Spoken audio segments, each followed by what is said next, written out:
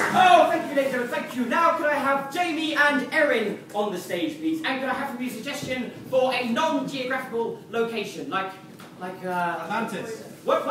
Atlantis. Atlantis. Is that geographical? I don't really know. Oh. Kitchen. What?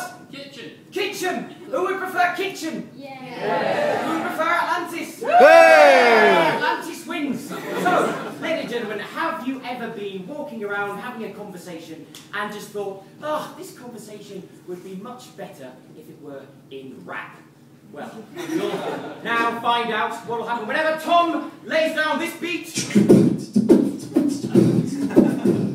Then the imps must continue the scene in flawless rap. Let's take it away with the suggestion, Atlantis. I don't think they're going to find us down here. We are roughly 2 miles under the ocean. Convenient that we have this little air bubble. I just think they've given up hope. They're not going to come here anymore.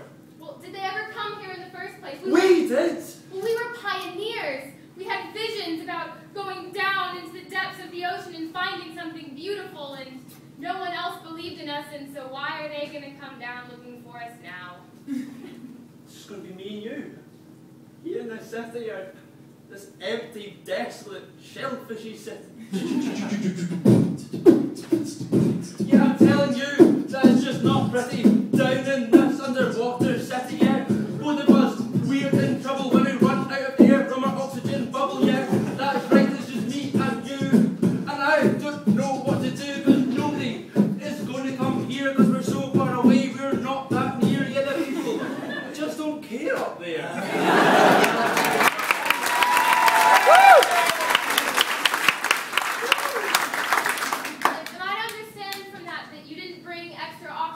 I brought a bubble, I thought that would be plenty. There are rules which have something to do with physics about how much oxygen a body can take in. You have to have extra, carbon monoxide point. We're scientists! Come on! Yeah, we studied for this for years and years, and I'm starting to have some doubts and fears that you might have cheated through the course, and that's going to mean make me a little hoarse, but I'm going to have to yell at you a lot for that.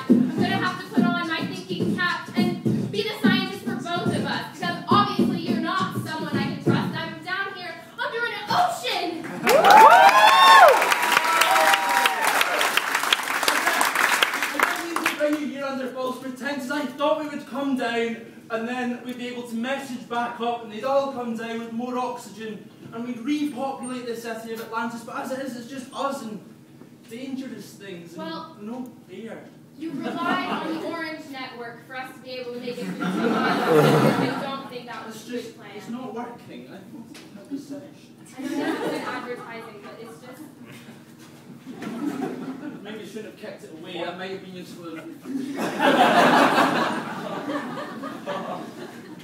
Well, as long as we're down here, we may as well come up with something to do. Goggle? Did we bring that with us?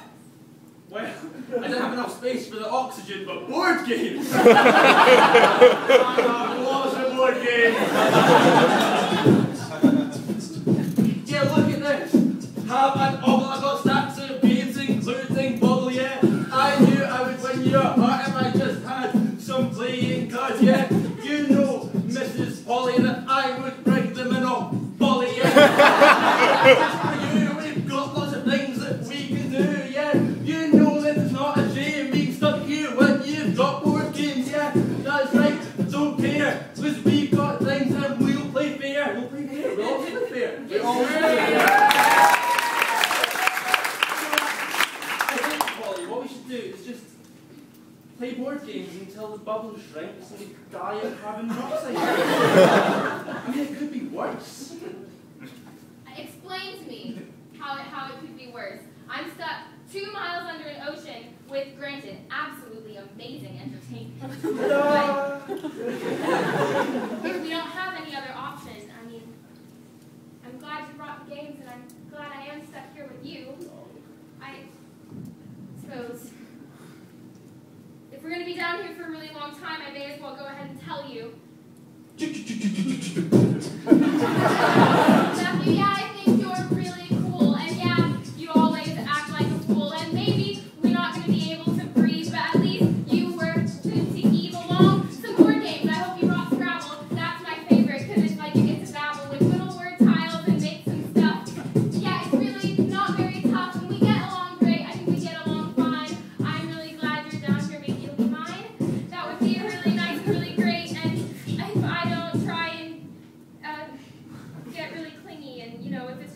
best of my people a bit much, and that relationship really quickly, so. Well, the bubble's closing in. I mean, if it ruins our friendship, we only have, what, like 72 hours before you both die?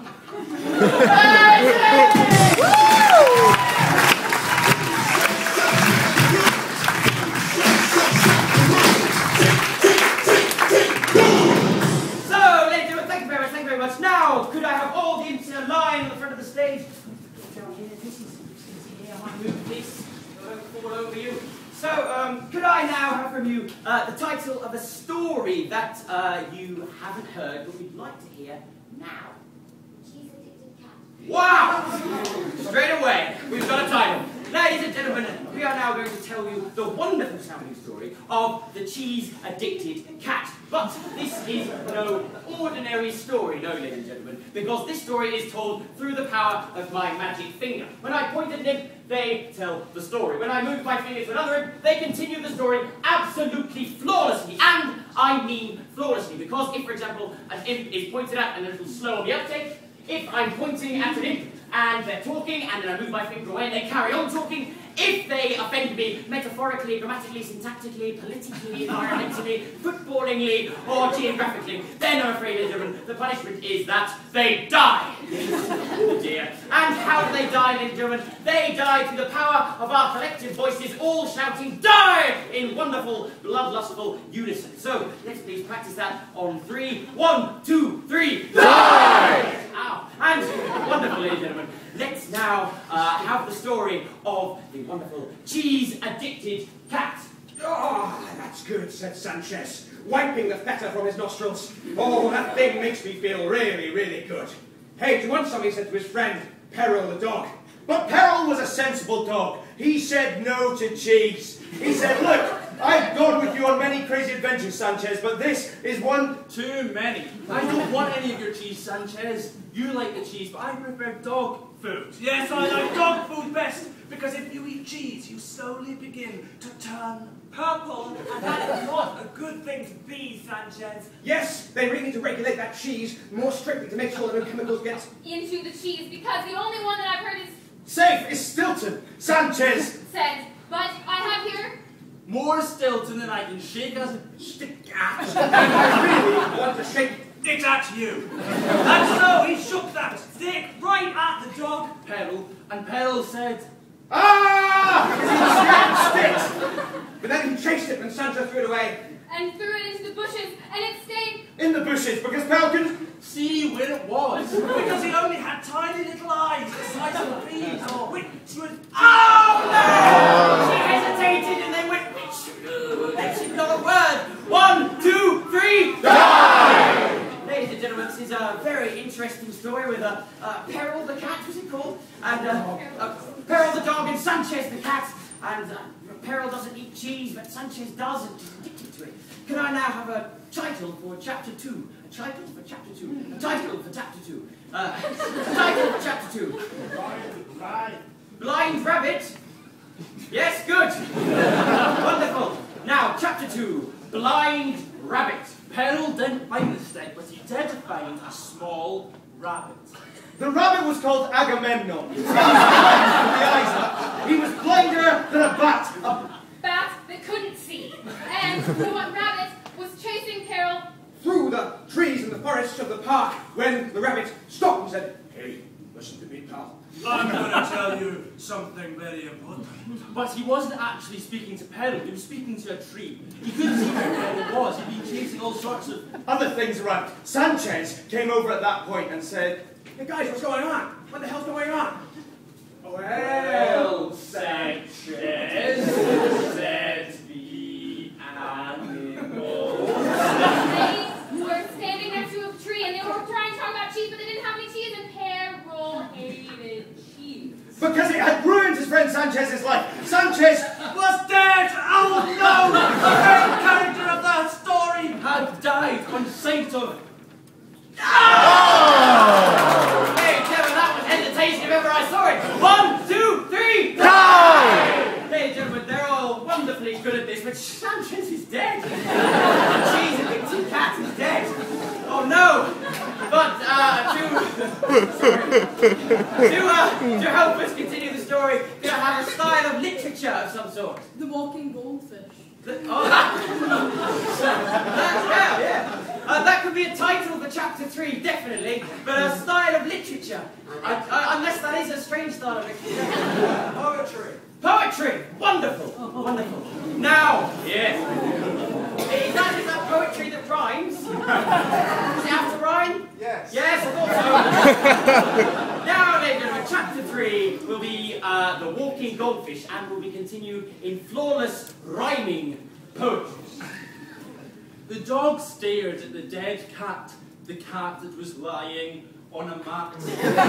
And decried the fateful rabbit. There's a walking goldfish. Damn it! Awesome Buddha. Oh, what sweet! I wish it were here sooner. He looked at the cheese and he picked it up and muddled it together in a teacup. He drank the potion down in His stomach. And yet there wasn't anything that could follow it. No!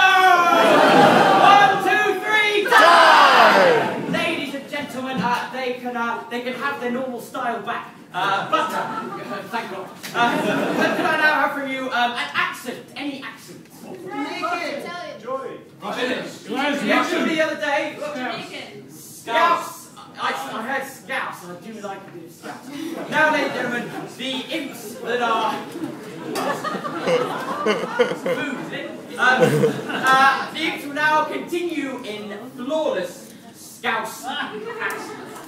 And so from out of the Stilton, there rose the horrible ghost of Sanchez himself. We'd stolen the cheese! At this point, the blind rabbit was still back. What? Ladies and gentlemen, who thought Daniel was the worst? No, neither did I. Who thought Jamie was the worst? Eric was the worst. Oh, Erin, I'm sorry, but 1, 2, 3, die! Ladies and gentlemen, we've only got 2 of our wonderful troubadour storytellers left. So could I have from you now a letter of the alphabet? F. Z. F was shouted first, I believe. So now the story will continue without either person using the letter F. Sanchez, now risen out above The cheese saw the rabbit lying there like a door into a shop or kingdom where death reigned. supreme. Like a bridge Over troubled water and into the soul of the cheese. 1, 2, 3, die! Give a round of applause for winner Daniel! Now, Daniel has the letter F back, and he will now wrap up this wonderful story of the cheese-addicted cat. And so the ghost of Sanchez seemed doomed to wander around in horrible cheesy dreams.